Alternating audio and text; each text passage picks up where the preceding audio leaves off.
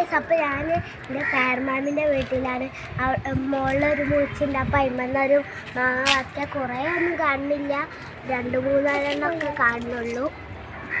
അപ്പോൾ ഉപ്പും മുളകും വെളിച്ചെണ്ണം കൂടി കൂട്ടി നമ്മൾ തേച്ച് തിന്നാം, പൊള്ളിയാക്കാം.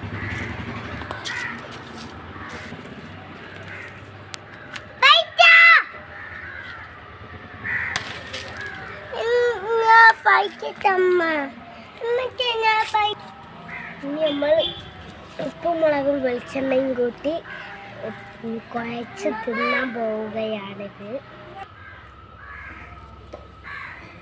നമുക്കിതൊന്ന് കഴിച്ചാലോ?